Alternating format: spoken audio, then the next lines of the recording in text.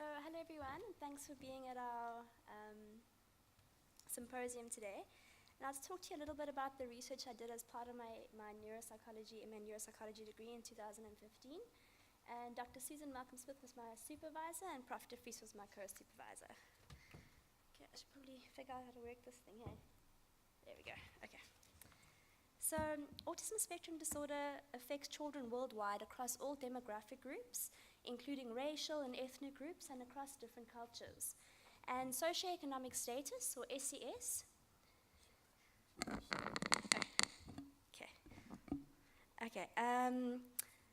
socioeconomic status, or SES, is not a risk factor for ASD, but it may influence clinical diagnosis and access to services. So as we know, the prevalence rates of ASD in the USA is 1 in 68, and in South Africa, we still do not know these prevalence rates. And in many countries, reliable and culturally appropriate diagnostic tools are still not available. In South Africa, lack of such tools is a barrier to accurate ASD diagnoses and to determining the prevalence rates of ASD. Okay, so the gold standard observational assessment of ASD diagnoses is the Autism Diagnostic Observation Schedule 2, or the ADOS-2. So the ADOS-2 is a semi-structured standardized assessment of social interaction, communication, play, imaginative use of materials, and restricted and repetitive behaviors. The ADOS-2 provides a standardized and comprehensive observation as part of a diagnostic workup for possible ASD, and importantly, it is designed to elicit ASD characteristics. So the primary focus of the ADOS-2 is on the interactive social behavior between the participant and one examiner. And any other person present in the assessment room should just serve solely as an observer. And therefore, we can't use a translator or interpreter when using the ADOS-2. Okay, so it was developed in the UK and the USA, and it's been used in many different parts of the world, mainly in high-income countries, and it's administered to individuals from many different cultures. But given that South Africa lacked these suitable ASD diagnostic tools, we imported the ADOS-2 from the global north.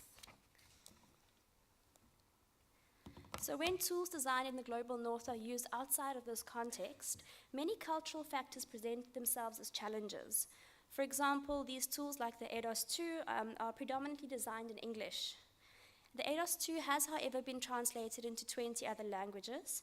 Unfortunately, it hasn't been translated into any of South Africa's 10 other official languages, therefore limiting ADOS-2 assessments to English speakers in South Africa only.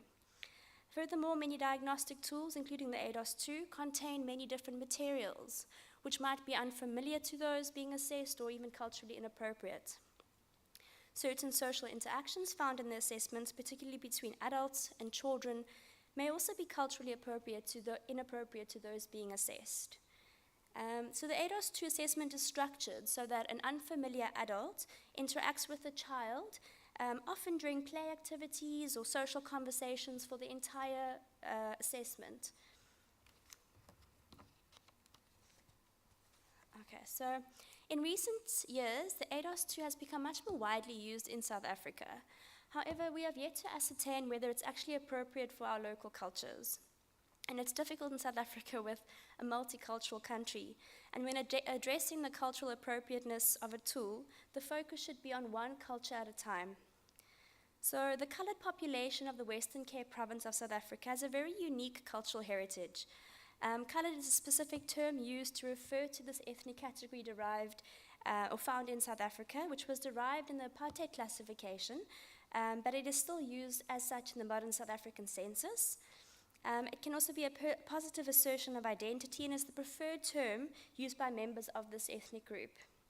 76.5% of coloured people in the Western Cape speak Afrikaans. Okay, Kaaps is a vernacular of Afrikaans commonly spoken by coloured Afrikaans-speaking people from low to middle SES backgrounds in the Western Cape. It differs significantly from standard Afrikaans, spoken by white and middle-class coloured people, in that the dialect is quite unique and code switching, particularly with English, is common. So code switching is when you use two distinct languages within one conversation. The dialect can be spoken at many different levels. So according to Martin, the levels include the respectable language of the middle class, also frequently used by craftsmen and workers all the way through to jail slang. The dialect also varies according to social situations, social company, and impressions. So the study aimed to investigate the cultural appropriateness of the ADOS-2 for Afrikaans-speaking colored families from the Western Cape. Therefore, our first task was to translate the tool into Afrikaans. A symmetrical approach for translation was used, which warranted the faithfulness of meaning and colloquialism in both the original English ADOS-2 and the Afrikaans translated version. The process of centering was applied, whereby the original English ADOS-2 and the Afrikaans translated version was considered equally important. And a committee approach was also used to work through the entire translation and ensure consensus on the terminology used and develop a pre-pilotable version of this Afrikaans ADOS-2. To ensure evaluation of families representative of the typical SES profile of our patient population, we were specifically interested in working with families from low to middle SES backgrounds. So in order to achieve our study aims, we looked at three components associated with method bias.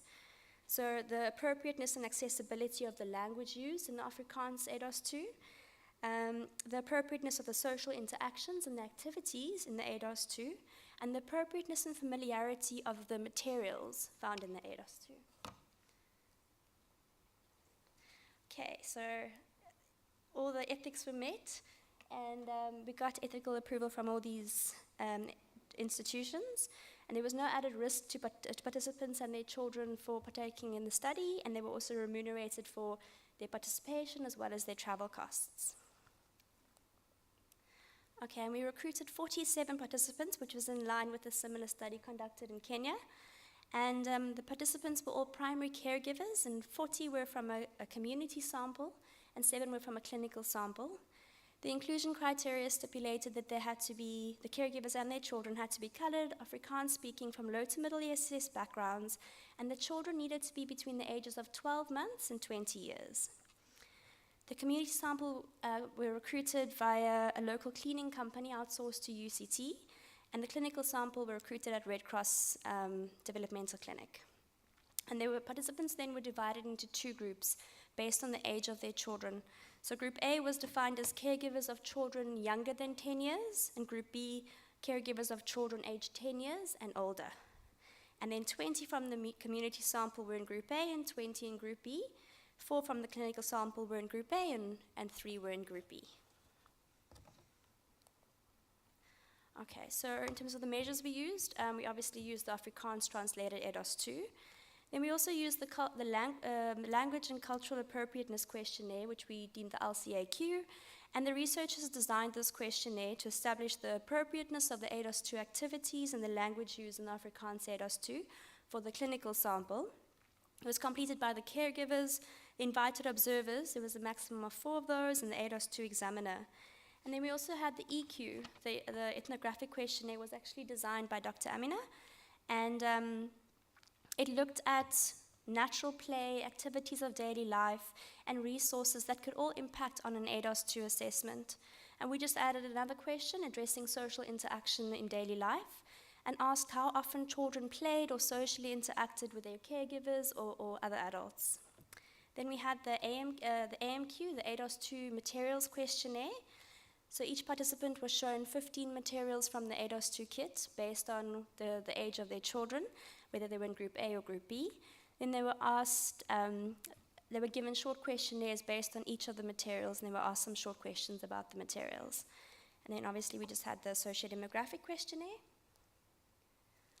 Okay, so for testing procedures, the community sample was seen alone. Each participant was seen alone in a private room for about 45 minutes, and they completed the questionnaires.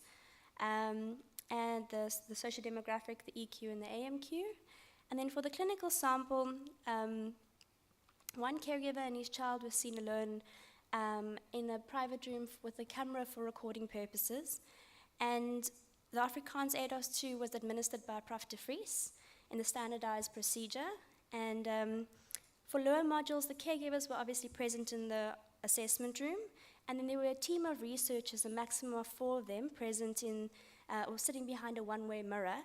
And for higher modules, the examiner and the participant were in the assessment room with a team of researchers as well as the caregivers in the observation room.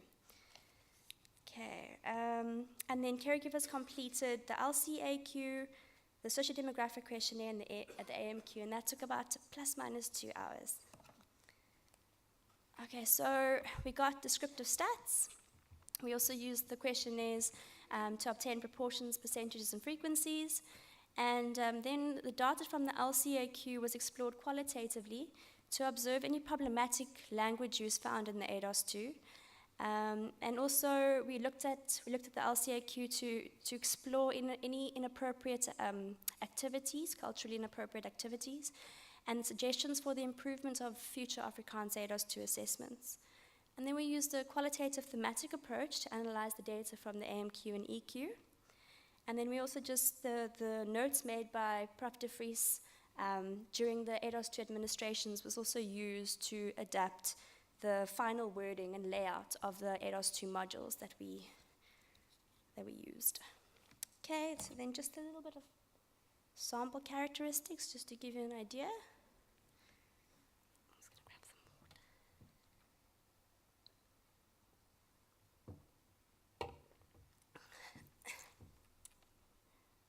Alrighty.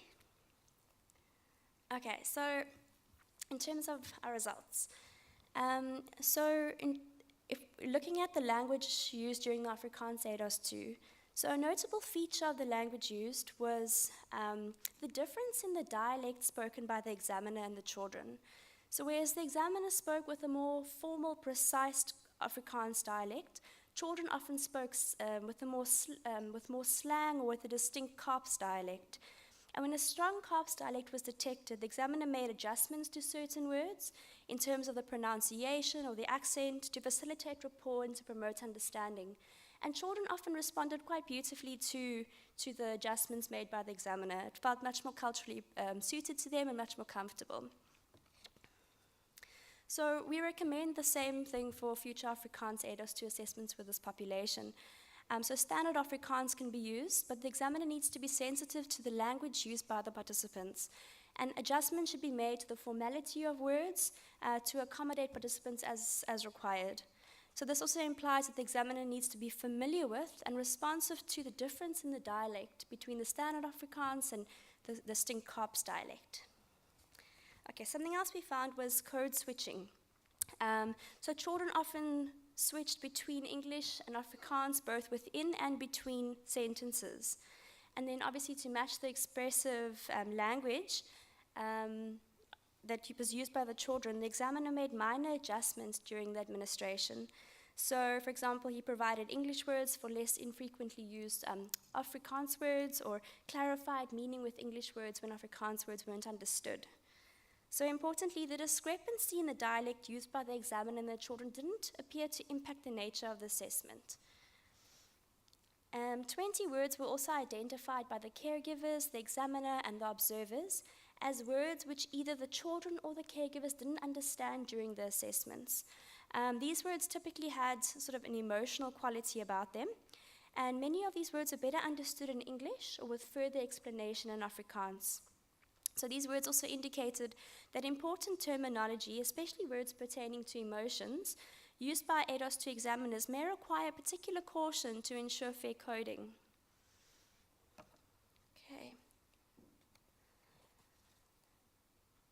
Okay, so the appropriateness of the social interactions.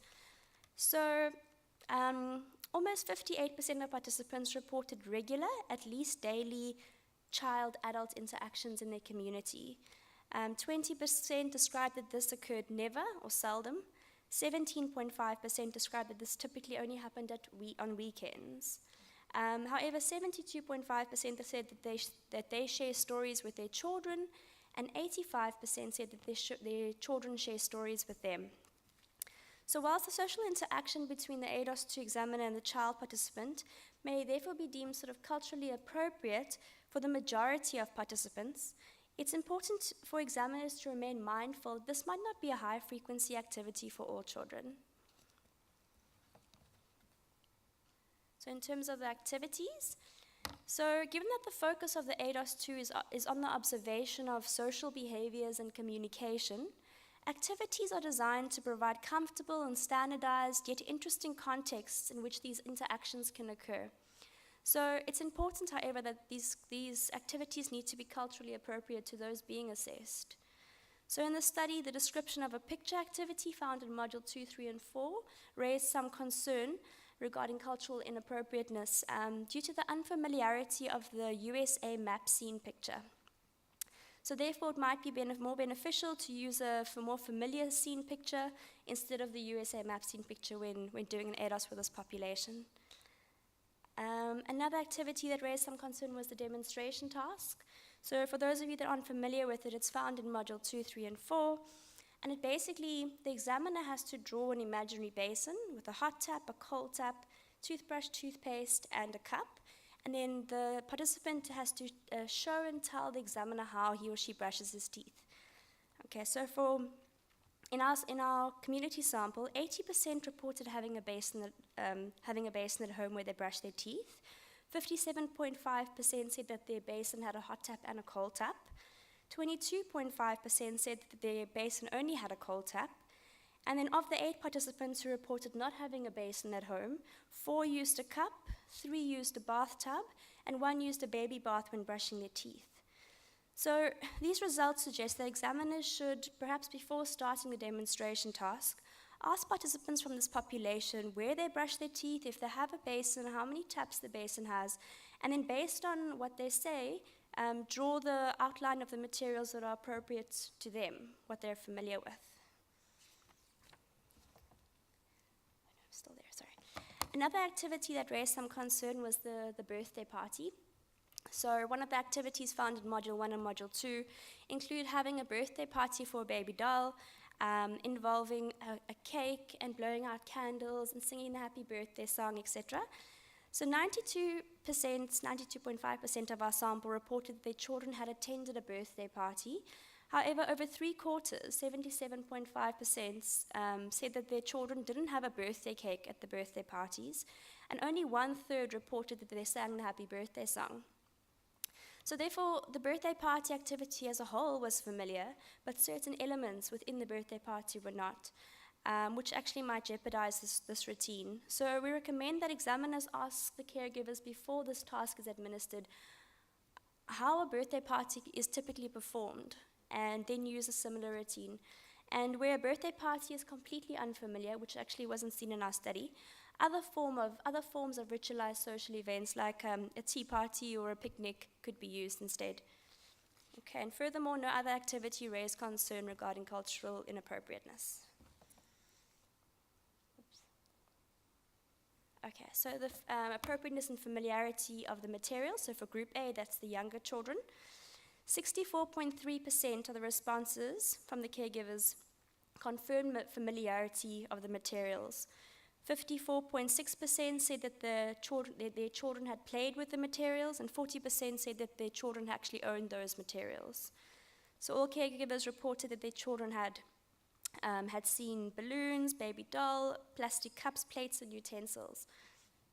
The least familiar materials included the toy bathtub, the remote-controlled bunny, and the bubble blower. So in Group B, the older children, 73.3% of the responses from the community sample caregivers said that their children had seen the materials, 61% said that their children had played with them, and 49% said that their children actually owned the materials. So all of the participants reported that their children had seen the Koki pens or marker pens, remote-controlled car, and the small toy cars. The least familiar material, which no participant owned and only one child had seen and played with, was the pin art. Other unfamiliar materials included the remote-controlled bunny, and then the pen spinning top. So in the clinical sample, the findings were very similar, where all caregivers reported that their children had seen and played with some of the materials.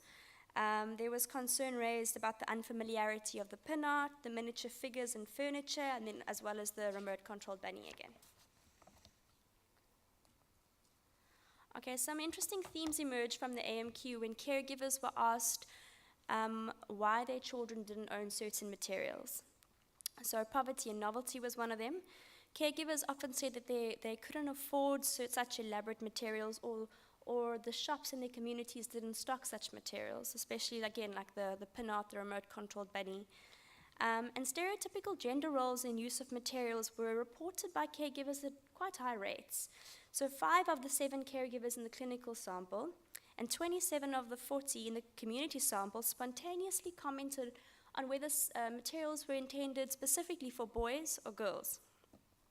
Some caregivers felt very strongly that their children did not and would not play with materials intended for the opposite gender. So here are some quotes on this, and also just please note the code switching, and then from those of you that don't speak Afrikaans.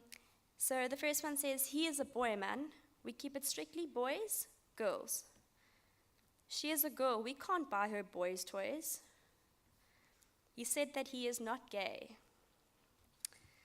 So an examiner administering the ADOS-2 to a child from this population should keep gender biases pertaining to play materials in mind to ensure the comfort of the caregiver and the child during the administration. And also concern was raised a little bit about the birthday party, where especially if a boy has to do the activity, and how might he feel about playing with a baby doll.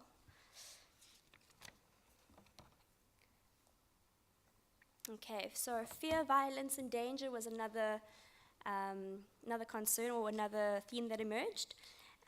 So 22 of the 40 caregivers in the community sample and 3 of the 7 in the clinical sample mentioned elements within this theme.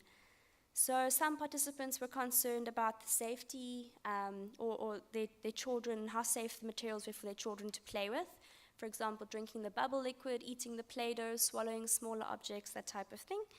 And the issue of violent toys and materials promoting violence was also raised. Specifically in Group A, the action figures raised such concern, and in Group A it was the tool set, and in Group B it was the action figures. So many caregivers also mentioned that their children would be afraid of certain materials, especially the toy frog. 15 of the 40 in the community sample and 1 of the 7 in the clinical sample reported that their children would refuse to play with a toy frog. And then you hear some quotes again on that. So, she doesn't like these things. She won't touch snakes, spiders, and frogs. The children are scared of those. She will become hysterical with these things. So, he will cry about this thing. He is scared. He won't come near this thing. So, it may be culturally inappropriate for this particular population to play with animal or creatures associated with amphibians, reptiles, insects.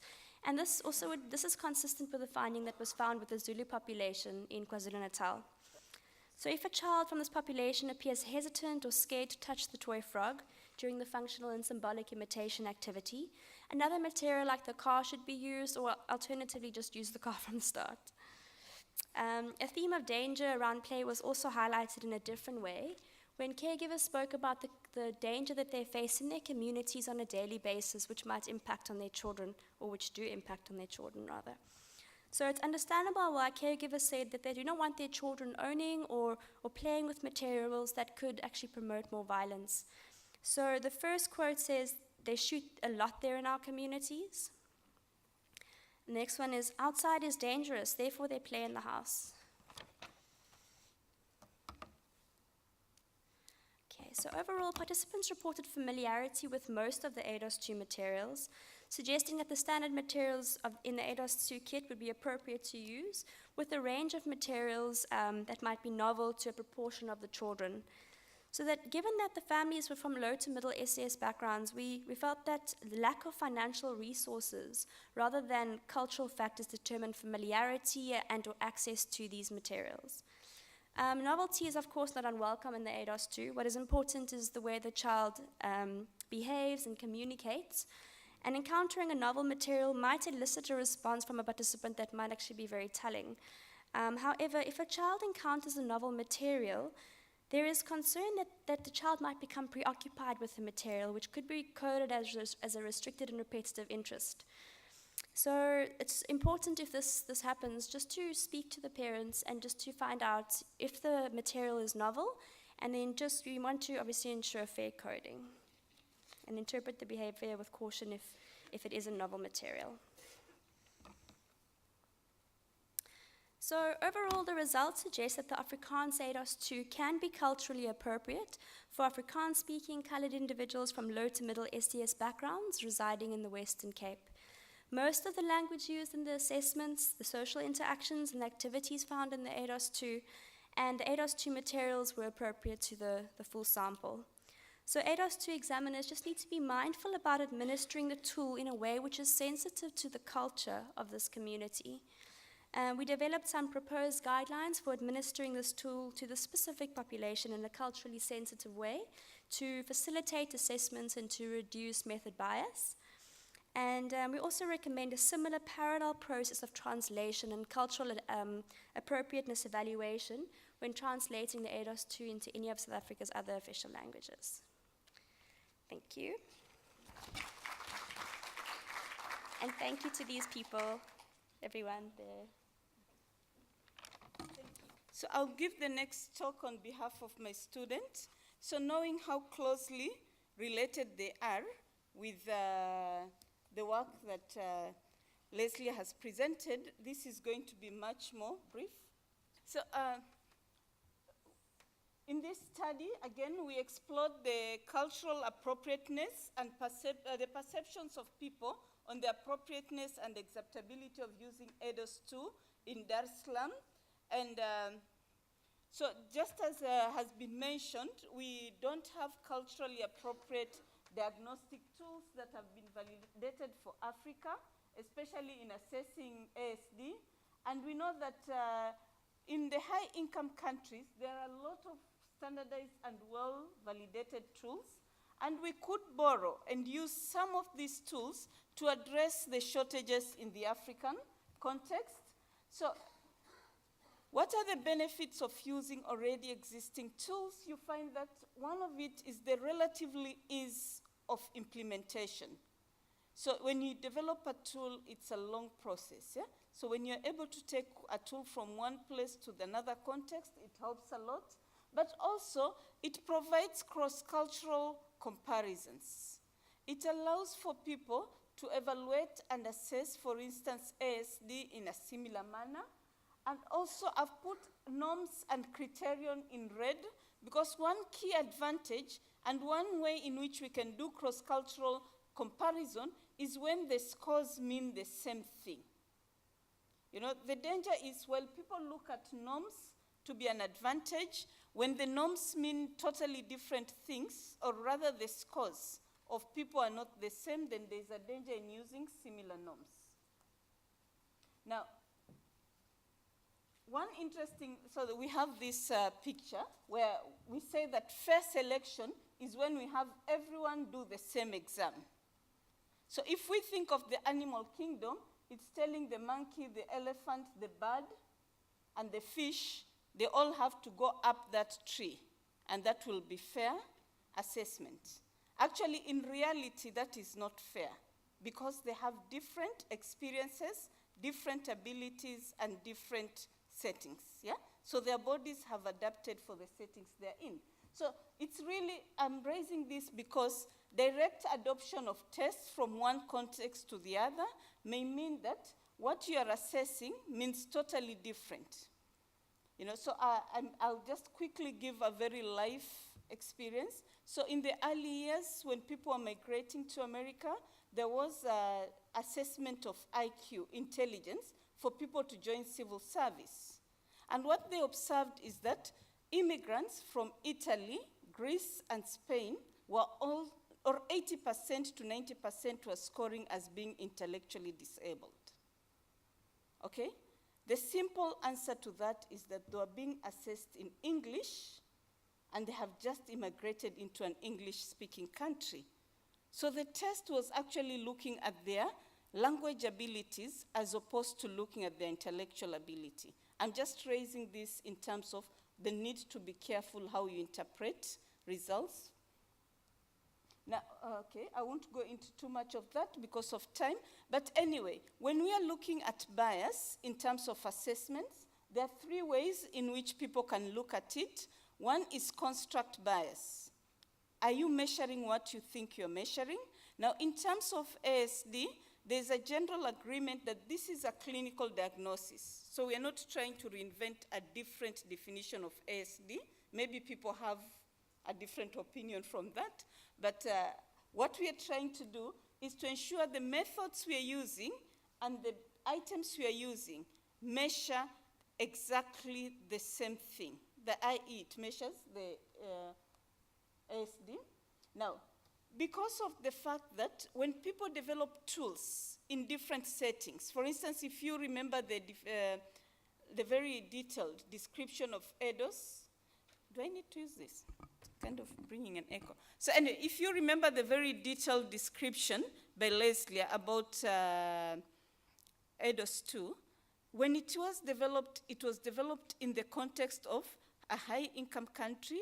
Therefore, the materials, the activities, and the behaviors that were being captured are those that were relevant to that context.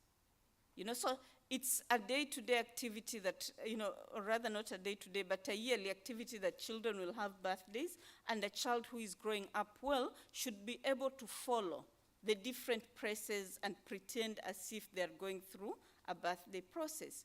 It's a day-to-day activity that people brush their teeth in a bathroom with a sink, and therefore, so the key issue is that because people live in different socio-cultural contexts, people's experiences differ.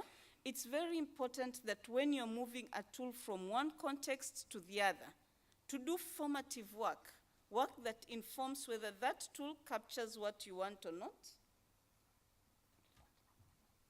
So, because there is Kavita, assessing a child with EDOS, because Kavita was interested in looking at EDOS and its applicability in Tanzania, she carried out a study aimed at first looking at how applicable and how relevant are the items that are there in EDOS, and then in the long term, the idea is to culturally adapt and look at the psychometric validity of EDOS.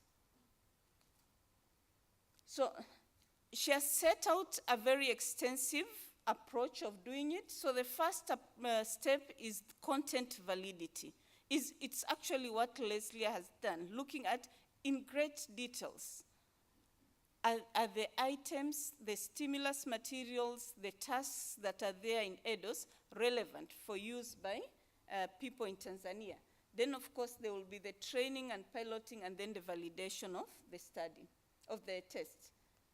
So in this presentation, we only have some data from the first process where the content validity was looked in. It's very important to remember that Kavita is working in Dar es Salaam, which is an urban area. Most of the people in her context were from the high socioeconomic status compared to the rest of Africa relatively, and therefore, they were recruited from hospitals and schools. Study participants were both professionals and caregivers of children who have ASD, but also parents of children who are typically developing. The idea was to be able to do it, to elicit information and data from a range of people so that the tool is relevant across different contexts. And she had 51 participants, and she used triangulation. So she had focus group discussions, but also in-depth interviews.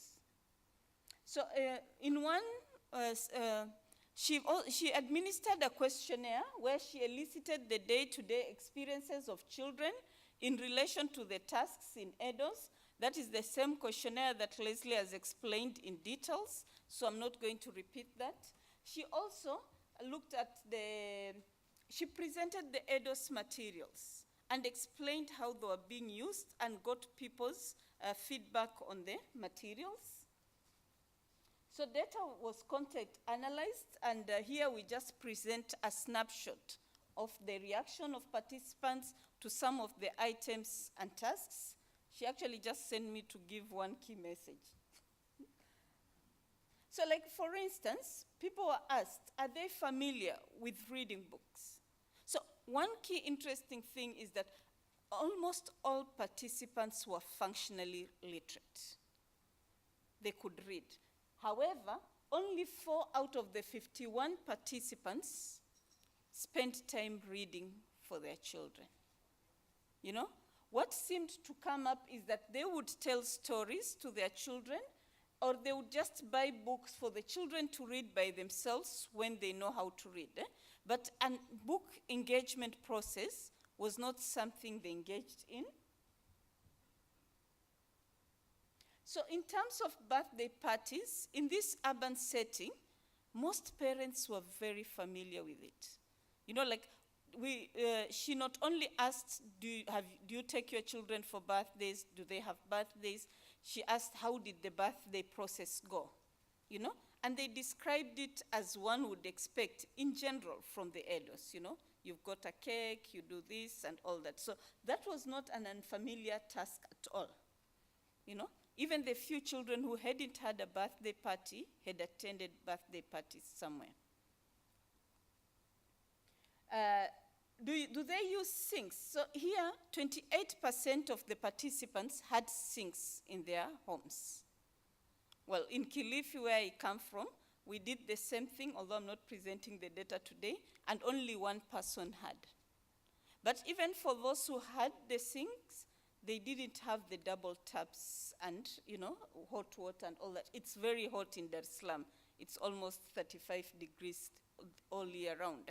So hardly anyone needs hot water on a daily basis. So what were the key findings really? And actually this is the key finding we are really presenting, is that most of the EDOS activities, when presented, were familiar to this urban middle class setting. What they kept reminding us is that it depended on socioeconomic status, and it would differ largely by rural and urban settings. So what was Kavita's conclusion? That if you consider these results, it may be feasible to actually adapt a test from the high-income countries and bring it into low-middle-income countries, but what you are actually going to achieve is to increase the health inequalities. So people from the upper middle-income settings and rural settings will have more access to care. And the poor, the most vulnerable and rural population will continue being excluded from such processes. Thank you very much.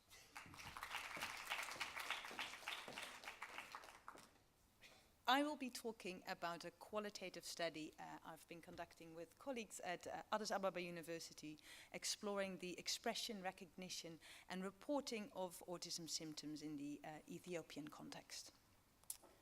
And this talk is dedicated in the memory of Dr. Henrike Klaassen, a child psychiatrist and social anthropologist who used to work at Leiden University in the Netherlands. In 2014, 2015, she spent 6 months as a visiting child psychiatrist in Addis Ababa and was in that time very important in setting up the study that I'm presenting about today. Sadly, she passed away 6 weeks ago after a battle with cancer. So this talk is in her memory. I'd also like to thank my co-authors at Addis Ababa University and King's College and the funder of this study. Before I set out more generally what this specific study is about, I thought it'd be good to give a bit of background of the Ethiopian context. So Ethiopia is a country in the Horn of Africa of about 100 million people. About half of them are children, so about 50 million children. And the UNDP ranks Ethiopia towards the bottom of its Human Development Index.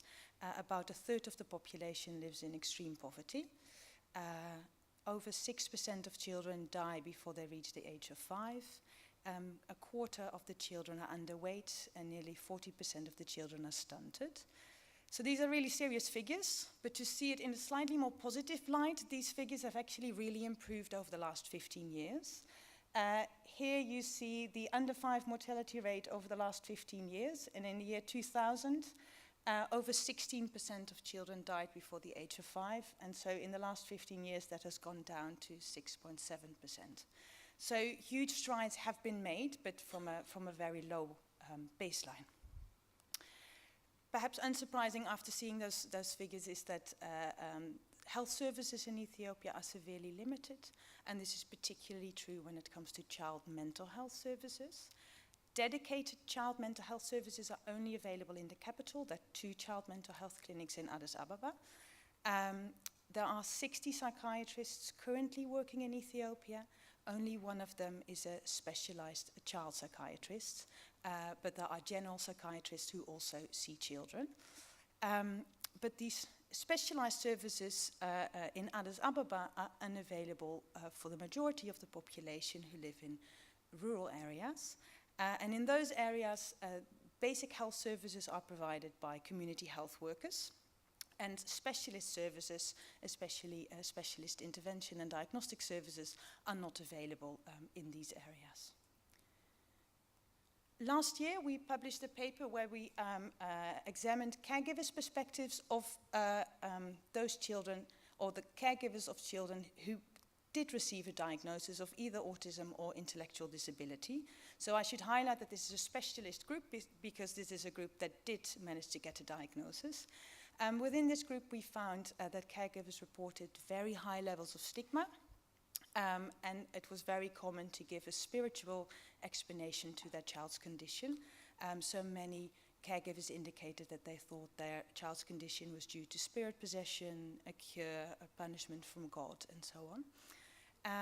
They also reported very high unmet need, particularly in educational provision. There are a couple of schools for kids with autism in the country, but they are highly overprescribed, so the vast majority of children do not have access to appropriate intervention or educational services. And a very common unmet need that was reported was also more generally support by specialists. As I already said, this was a study conducted in the clinical setting, so urban populations were overrepresented. Similarly to what Amina reported, there's a big difference between what is available to urban populations and non-urban populations.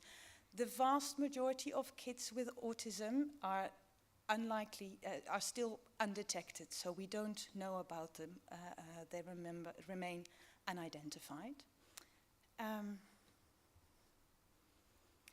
Now, of course, one way of potentially addressing this, so how can we increase the detection of kids with autism, how can we increase identification, would potentially be screening.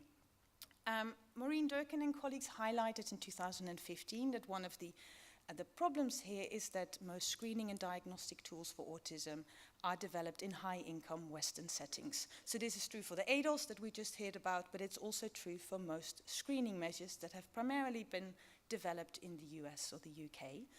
And although those measures have been translated and have been successfully used in many different settings, it can be more problematic when they are tried to be used in very low-income or non-Western countries.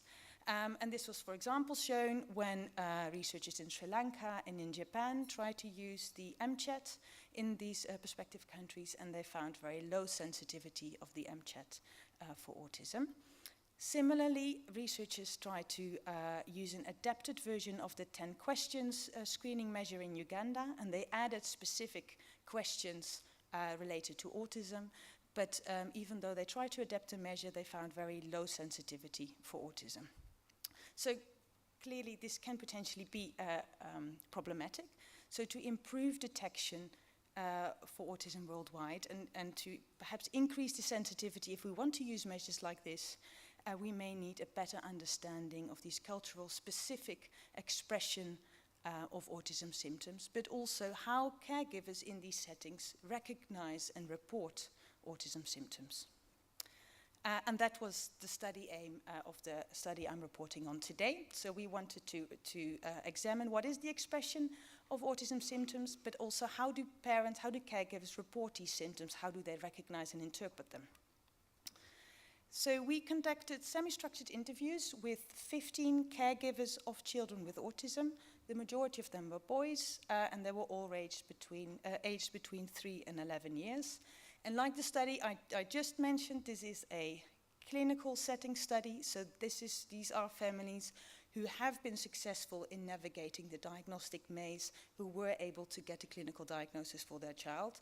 This does mean that urban populations are overrepresented and they are also slightly higher, of higher economic class. I should also add that in the Ethiopian setting, it is very rare to diagnose autism when there isn't also intellectual disability. So the kids included in this study will all have at least also modest intellectual disability. The majority of them were non-verbal or had very little functional speech. So this is important to bear in mind when you kind of think of the particular population that was included in the sample. We also interviewed 9 local clinical professionals, all who had experience working with kids with autism. And we asked both caregivers and the clinicians to describe the child's strengths and difficulties. So we asked kind of broadly, what are your child's main problems and which particular problems are most difficult for you? And then we followed up with more specific probes linked to the diagnostic criteria as listed in the DSM-5. But we started with more broader question to really elicit what is most poignant for the caregivers and what comes up mostly in these interviews when clinicians see these kids. We then analyzed all the interviews were transcribed and then translated into English, so all the interviews occurred in Amharic, and the data was analyzed using framework analysis. Based on the analysis, we identified 5 themes, and I'll talk through all these 5 themes. Firstly, based on the question, we started off the interview with asking, what are your child's strengths? And most caregivers could identify and describe strengths of their child and really appreciated the opportunity to describe strengths alongside problems. And I really kind of take the blame for this myself. In our previous studies, we've primarily focused on problems and difficulties and obstacles. And it was my Ethiopian colleagues who said, this is not a nice way to start an interview. We need to start in a more gentle way. Let's ask about strengths. And the parents really appreciated this. So I'm really glad we did this because this was a missing piece of the puzzle and my mistake. So it was really nice to find, yes, caregivers were very appreciative and showed a great love for their child. So one of the quotes from a caregiver was, "He is so sweet. It is the kid you most like to live with." Other kind of codes within this theme, so what type of strengths did people mention? They often said that their child shows good behavior, that he or she is obedient. Some mentioned good memory or attention to detail, that their child eats well, that he or she is loving.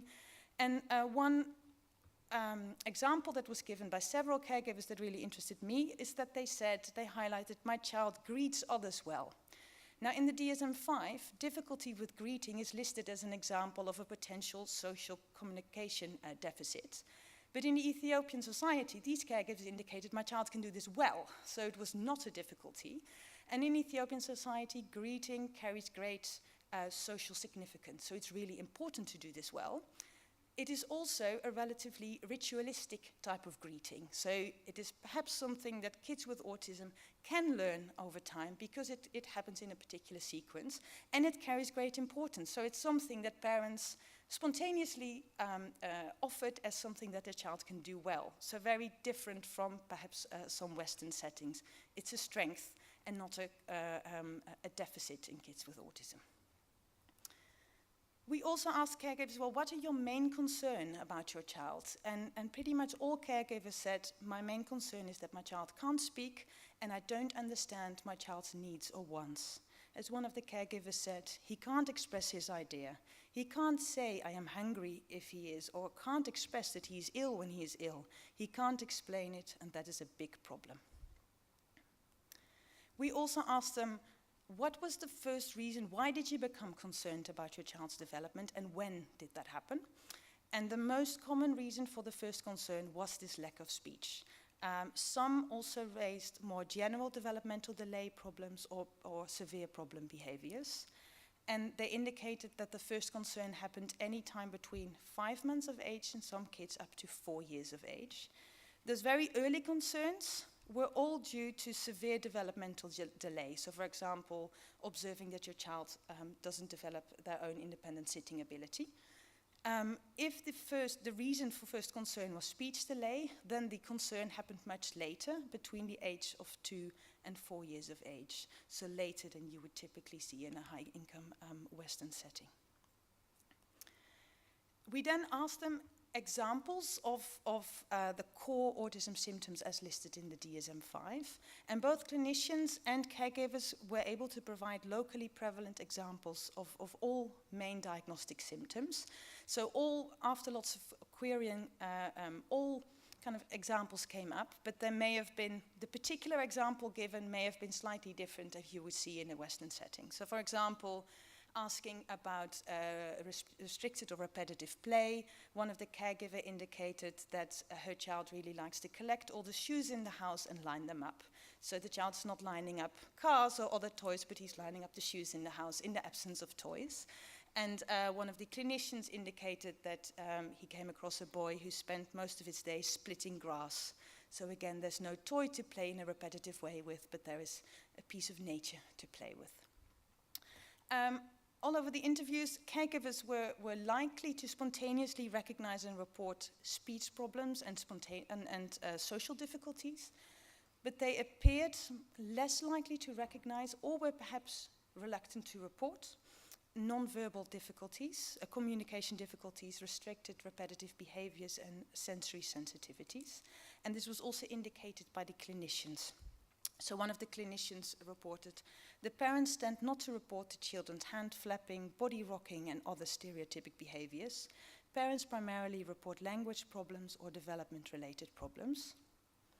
And this is a quote from a caregiver who was asked by our interviewer about nonverbal communication problems. And she said, I only start thinking about this now that you raise it. We never see him showing us signs for what he agrees or disagrees with. We never thought of that. Now remember, these are caregivers of kids who already have a clinical diagnosis of autism, but even in this type of context, this is a caregiver who indicates, oh, I've actually never thought about that my child doesn't gesture. So this is not really something that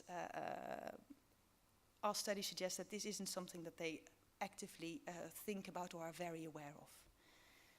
Now, so we asked open questions, what are your child's main problems? And in addition to core autism problems, a very common theme was to mention additional difficulties that are not in the core diagnostic criteria for autism. Challenging behaviors, especially aggressive behavior, hitting and biting, were very common, and risky behaviors as well. So the concern that my child drinks dirty water or doesn't understand danger. So these things were often spontaneously raised. Similarly, lack of basic life skills often came up. So parents saying that it's difficult that their child can't dress themselves, they can't feed themselves. And toilet problems was especially often mentioned, so their child not being able to be toilet trained. Throughout the interviews, several things came up that may suggest potential barriers to this recognition of core symptoms of autism or reporting of core symptoms of autism. We found that caregivers who have exposure to other kids may be more likely to recognize the atypical development of their child. On the other hand, having the belief that speaking late runs in the family may delay the recognition of speech delay being problematic. So the parent may have picked up, my child is late in speaking, but they may not see it as a problem. So for example, here's a quote from a caregiver who said, "First I considered that he couldn't speak, but in our family we speak late. My elder sister was saying to me that you spoke late, so he will speak late too. Because of this, I didn't come to the treatment on time. I was late." We didn't ask specific questions about stigma. We studied stigma in a previous study, but this was something that was spontaneously mentioned by caregivers and clinicians. For example, one of the caregivers said, "We don't have equal life status. People don't want to interact if you are not of the same life status." Likewise, something we didn't particularly ask for, but that came up spontaneously, was lack of autism awareness, both in the community as a whole, but also amongst the caregivers themselves. So, for example, this caregiver said, "I had absolutely no idea about autism. I didn't even know the word before I came here." Cultural beliefs is another thing that came up. So it's very common for people to think that autism is caused by spirit possession, the evil eye, or the curse. In this study, it also came up that a common belief is that it's caused by a head injury or by maternal prenatal medication use. Now, there's a common theme here, and that is that these particular causes would be blamed on the parent, and particularly on the mother. So there is a strong attribution of guilt and feelings of blame, and this was also one of the things that came up in a clinician interview who said many parents blame themselves. A very common belief is also that autism can be cured. So one of the caregivers, for example, said, "Some of the people tell me that if he goes to the holy water, he will be healed." So, of course, these types of beliefs can also have an influence in how symptoms are recognized or reported. So, overall, I think the study, and I should highlight this is a qualitative study in a small selected sample, but in this sample, there was no indication that the core symptoms of autism, the expression of these symptoms, differs markedly from reports in high-income Western countries. Particular examples of these behaviors may differ, but they still fit in the core diagnostic criteria. However, due to local belief systems, cultural norms, and low levels of awareness, some of these core symptoms may be missed if you would just ask them with a standard Western autism screening tool. Then people might not quite recognize what you're asking about. In our study, we had to give lots of additional explanations when we were asking questions before parents really realized what exactly we were asking about. And if we want to avoid low sensitivity in a questionnaire, in a screening measure, as was the problem in many of the other studies, then in a context of low awareness, we may have to start thinking about including a broader question which may increase the sensitivity. For example, a question about toilet problems, even though it is not specific to autism at all, it may actually hold high predictive power in such a low awareness setting. And some evidence for this is from a previous study in Ethiopia from 1999, where they studied a screening measure for child behavioral problems, and the one item with the highest predictive power was wetting or soiling himself. So more generally, to avoid low sensitivity, if we use a screening measure where the caregiver is the prime reporter, rather than having a clinician who is very aware of the local culture, so it might be the clinician who does the kind of cultural adjustment. If we use the caregiver as the main reporter, we really need to think carefully about how we carefully adapt our measure to avoid low sensitivity. Thanks very much.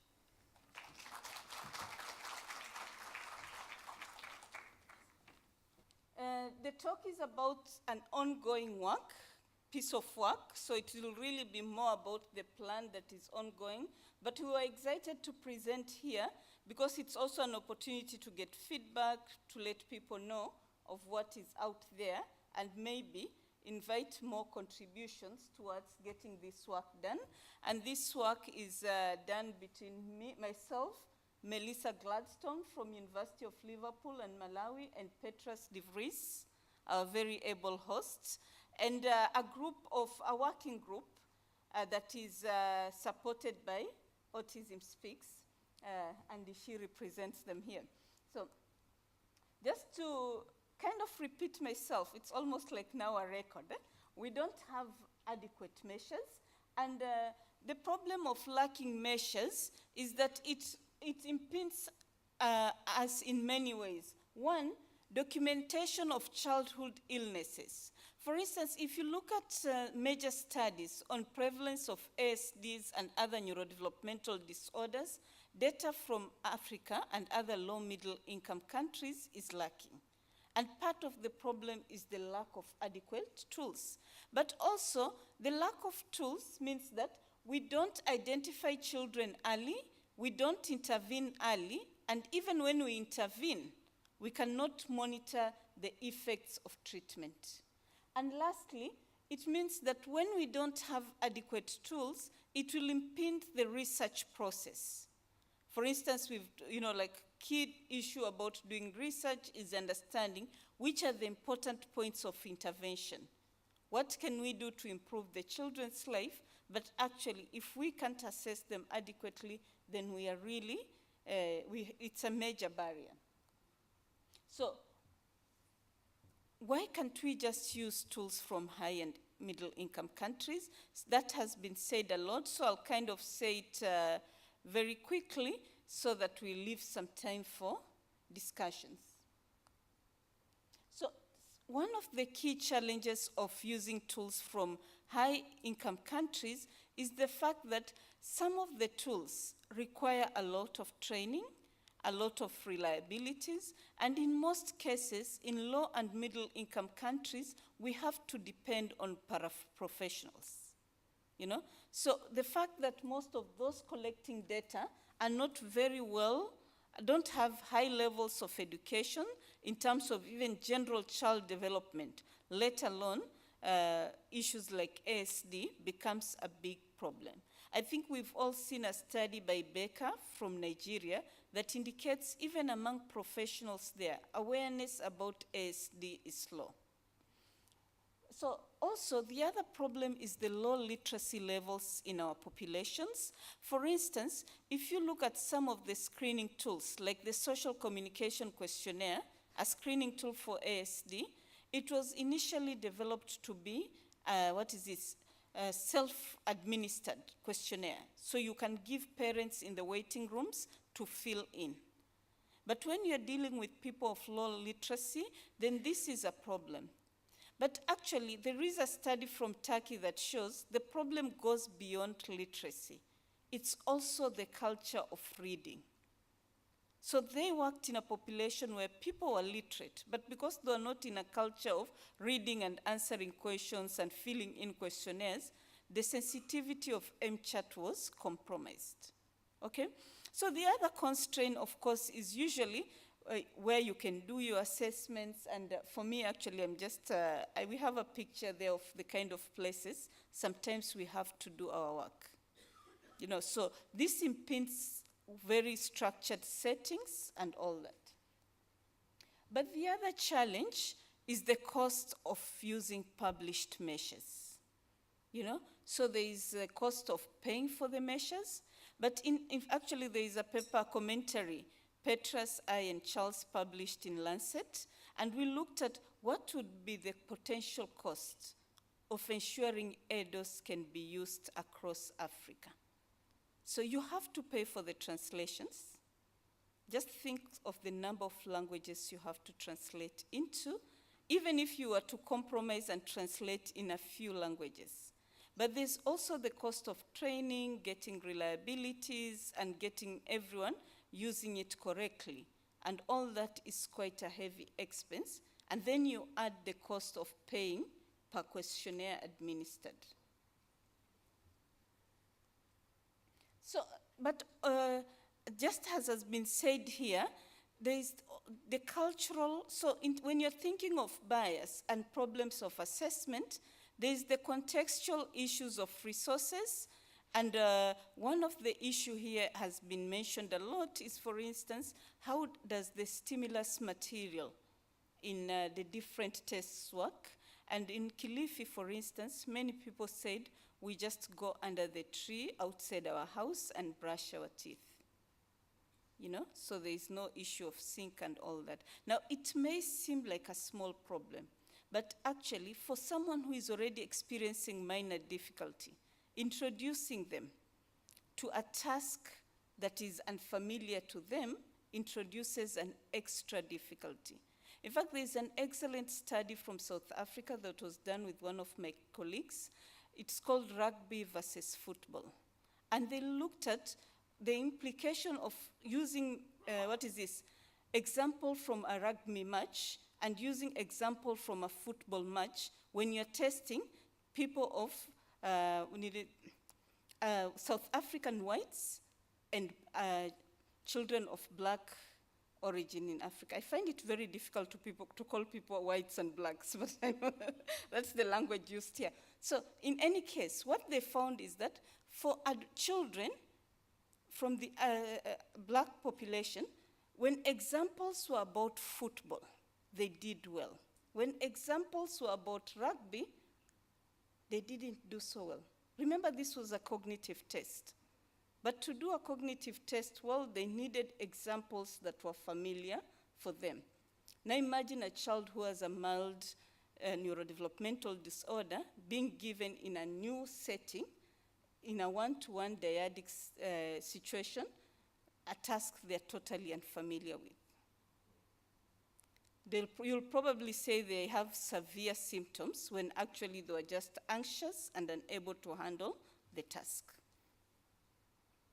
So, given these many challenges, both financial, cultural, and contextual, there has been a desire to develop an open source tool that can be used across different settings without the many challenges that comes from using tools that are owned by publishers.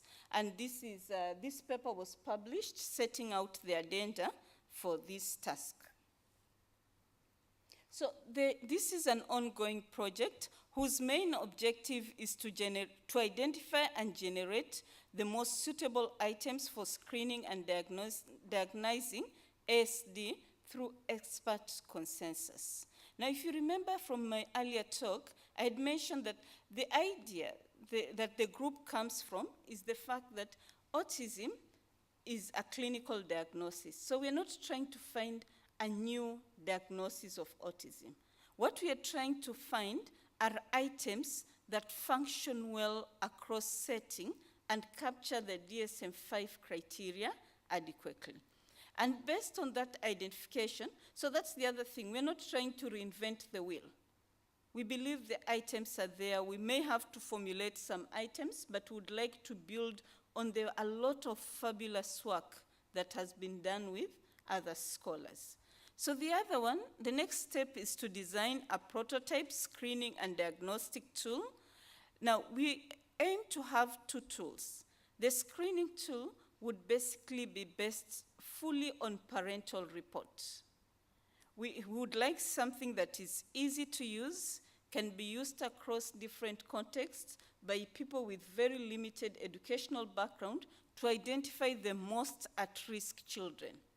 Then the next step is they need to do the diagnostic tool, and the idea is to have a diagnostic tool that is based on parental reports, observation, developmental history, and functional impairment.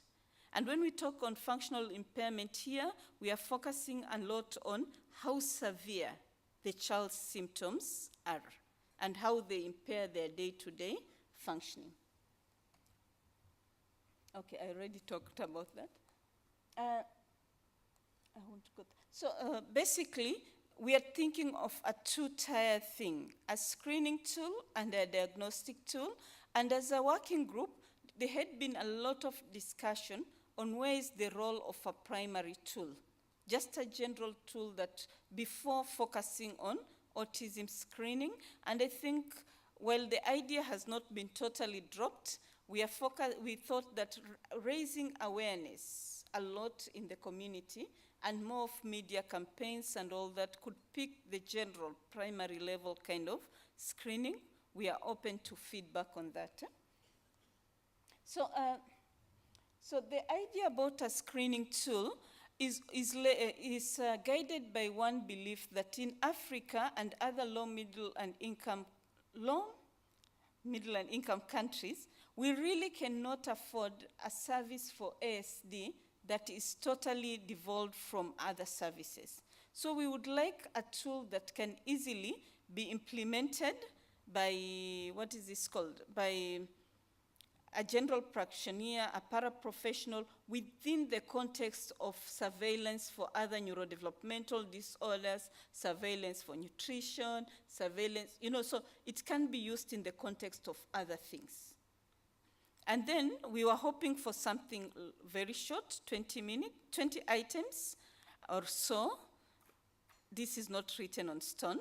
It's the kind of thing we are talking about. We are thinking of broad-range items, yes and no, and can be guided by a clinician. So the purpose actually of this screening tool is to identify probable ASD. So the diagnostic tool, we would like to develop something that is more definite, that although fast, less than 1 hour, again interviewer-led and coded, but tries to combine both observation and interview. So we've thought through a 7-step procedure. I'm not sure anyone can read through the 7 steps, but I'll just summarize. The first step is a systematic review. Actually, systematic is not correct, but a scoping review, looking at items that have been used to screen for ASD and doing construct mapping. What we mean by construct mapping is to take each item that has been identified and place it on the different domain of DSM-5. For instance, we would say item on domain A1, A2, A3, and A4. And then the next one is do a Delphi, whereby we get experts to look at the items, and then move on to select items from the Delphi, so reduce the items so that we can develop a shorter version that goes to the second Delphi. After that, we would like a final prototype, which is then tested through pre-piloting and cognitive interviewing. So the purpose of the cognitive interviews would be to identify whether the items are understood, which are the areas we need to clarify and how to refine them. And after that, move it to piloting and evaluation of the measure, but also ensure that we focus a lot on developing good training material, administration manual, alongside translation guidelines. Now, the basic guiding principle here is that when you're developing tools in cross-cultural psychology, you can either do cultural multi-centering or cultural decentering. So multi-centering would be an idea of trying to get items that are equally hard in different contexts.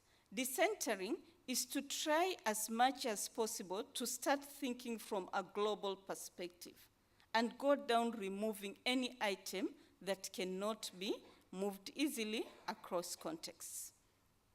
So we've started the process. We have carried out the review of literature and done construct mapping. So I've already said the aim. I'm just trying to catch up on time. So the literature review was carried out by a research assistant who identified more than 30 measures of ASD and included all the identified items onto a spreadsheet. So the items came to around 200, and they mapped the items, looking at which items were being used across different measures and what mapped on the different domains. So the extracted items were fitted into the 5 domains of DS. Are they 5 really? No? Sorry, I've just got that wrong, but 7, I think. And the 3 investigators and the RA sat down. We literally sat in a room for 2 days, went through item by item. We put it on a board, and then we agreed, is the mapping correct or not? And discussed until we reached consensus. So just before going to the preliminary Delphi, what was interesting, I went in front instead of back. So what was actually interesting from this preliminary construct mapping, we noticed that most of the measures out there have strong items and a strong focus on social communication deficits. And items on repetitive and stereotyped behavior were generally underrepresented. I don't know if there's a specific reason for that or not, but that was a very interesting observation. And it led to the decision that whatever measure we'll develop will make an effort to balance the different subdomain and their representation. So we did a preliminary Delphi, and we invited experts, around 18 ASD clinical and research experts across all continents were contacted. Now most of these ASD experts came from the working group that attended a meeting on autism measures in Washington. Our intention is that in the long run, to expand, at least in the second Delphi, we would like to have a lot more people comment on the measure. So the experts were requested to suggest, and also, so first they were requested to look at the items, say if the items fitted into the DSM-5 criteria properly according to our ratings, say if they thought those items were relevant to the context they work in, and also suggest some observational tasks for the diagnostics tool. So the identified items from stage 1 had been loaded onto an online platform using Qualtrics, and the link was sent to these experts. So what were the results? So in short, the 11 experts completed the survey fully. We think this is a relatively low number. However, we are happy by the fact that we got people who work in different regions of the world, both high-income and low-income countries, and also people with many years of experience, both clinical and research. So it's really about quality as opposed to quantity, so we are happy about the numbers. And there was high consistency and agreement on the mapping of items. So what we found is that, for instance, at least the item that was least rated about where it was placed had 7 out of the 11 experts saying it was properly placed, but the others disagreed. But almost 90% of the items, there was 100% agreement that they were properly placed. Yeah? So also, there was quite a good agreement on what items we should take forward. So we looked at agreement based on people saying, yes, this is an important item in the context I work in and easy to use. And also, when we sent out the Delphi, we tried to get them to separate between the age groups, the younger children and the older children. We found an interesting overlap of items between what could be used for children less than 5 and above 5. So in terms of suggested observational tasks, again, people mentioned some, so this was really open-ended and people were allowed to mention what they thought were the important areas to observe and how we can observe them. So if you look at the table up there, it hasn't come out very neatly. You can look like people said that a task on joint or shared attention was important. So 5 out of 11 people. Imaginative and pretend play and social interactions. And they actually gave examples of how they would assess that within their context.